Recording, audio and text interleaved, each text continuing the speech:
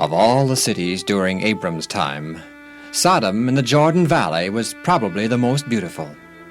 Luxuriant tropical vegetation flourished here.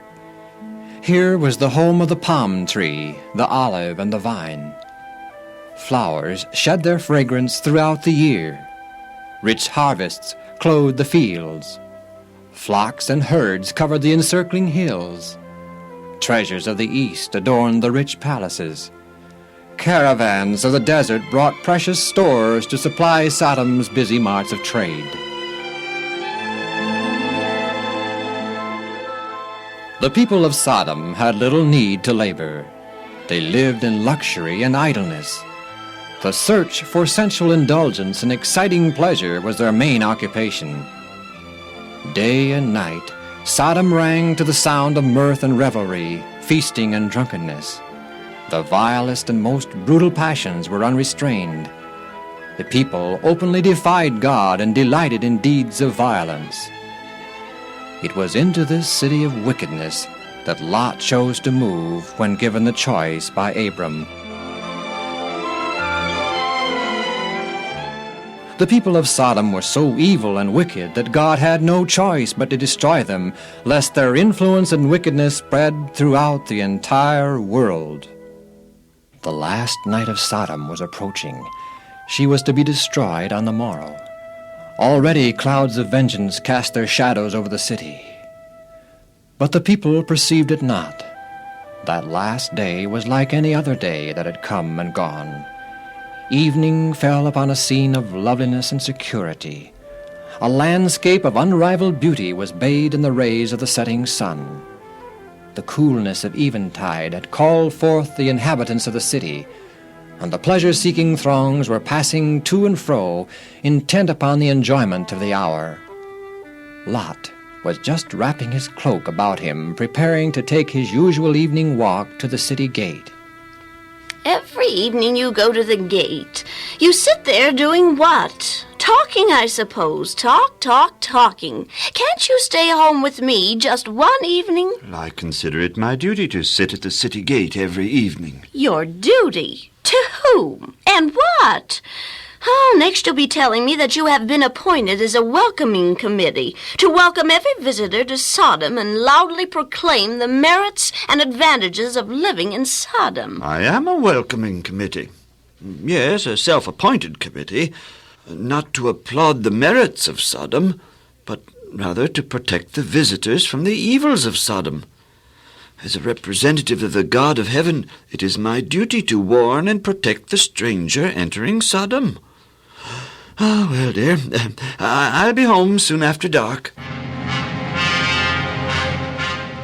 Lot took his accustomed place at the city gate, little realizing the imminent danger facing Sodom and its people.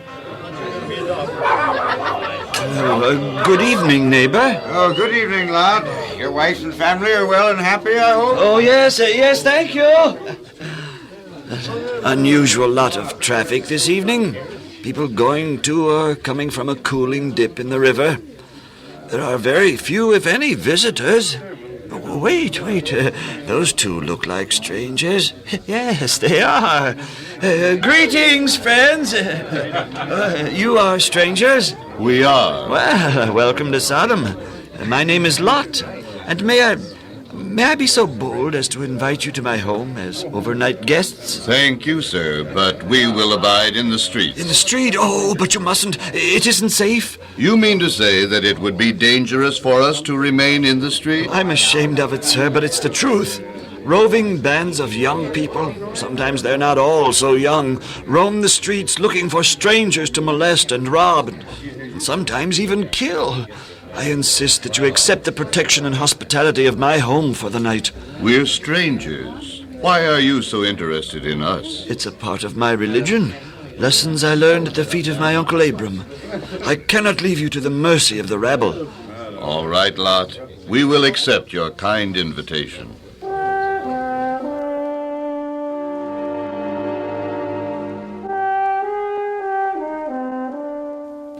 You you gentlemen go in the front room, please.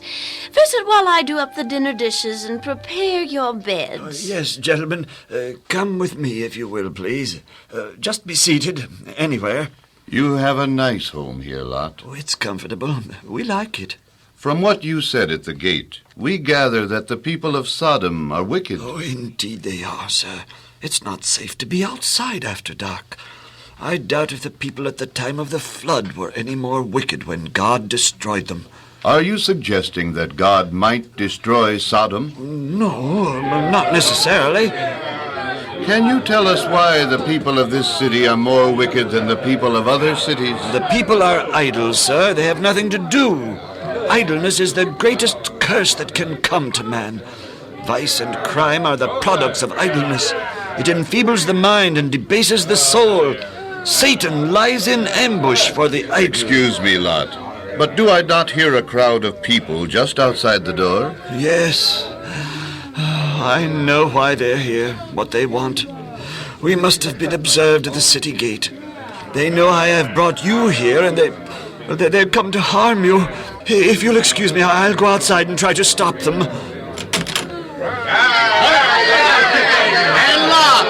Lot, you have two men in there, two strangers. Bring them out and we'll deal with them. I beg you, brethren, do not do this wickedness. They're strangers that... Men, please, be a little more quiet so I can talk to Lot. Quiet. All right. Quiet. Are you a judge over us, Lot, that you call us wicked? Be careful, lest we do worse to you than to those men. Now, men, listen to me. Lot himself is not one of us. He's an Israelite. I say we should treat him as a stranger. Now let's rush in on him and tear him limb from limb. You ready? Oh, let's go get him. Quick, Lot, inside. I call down blindness upon all of you. Oh, you smote those people out there. You, I perceive, you are angels. Messengers from God. Yes, Lot.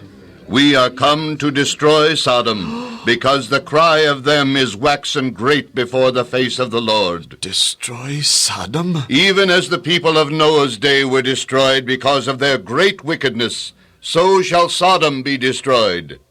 But fear not, Lot, for we will protect and save you and all the members of your family who will flee with you from wicked Sodom. For God will not destroy Sodom, nor the earth at the end of all things, except he first provides salvation and a way of escape. Do I have time to find and warn my married daughters and their husbands? If you will do so without delay, yes. I will go immediately.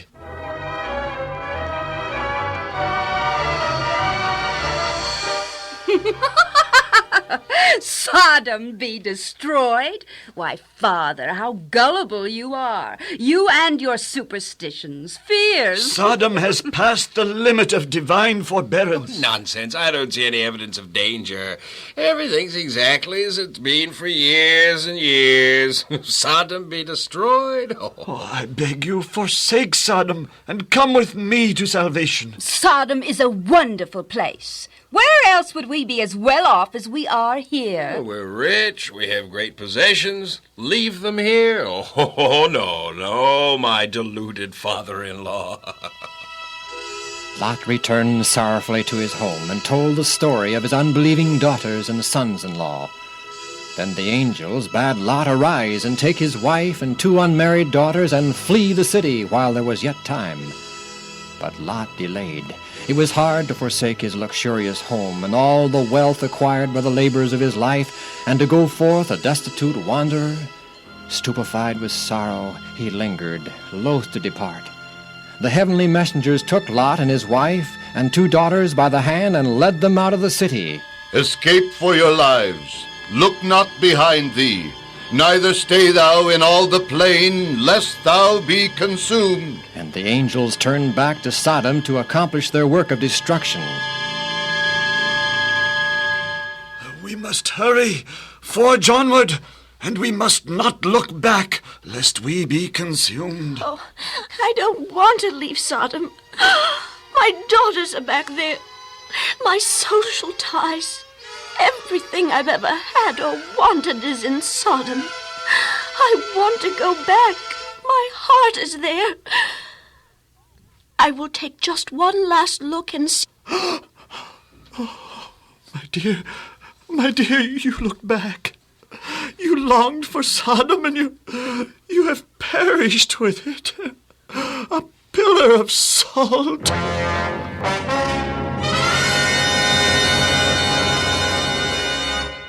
That morning, as the sun arose, it showered Sodom and its awakening inhabitants with delight and the prospects of peace and prosperity. Sodom was as it had always been. The stir of active life began in the streets. Men went their various ways, intent on business or pleasures of the day. The sons-in-law of Lot were making merry at the fears and warnings of the weak-minded old man. Suddenly, the tempest broke. Brimstone and fire rained out of heaven. Sodom's palaces and temples, costly dwellings, gardens and vineyards, and the gay, pleasure-seeking throngs, all were consumed. The sites of Sodom and Gomorrah became a desolation, a place never to be built up or inhabited, a witness to all future generations of the certainty of God's judgments upon transgression.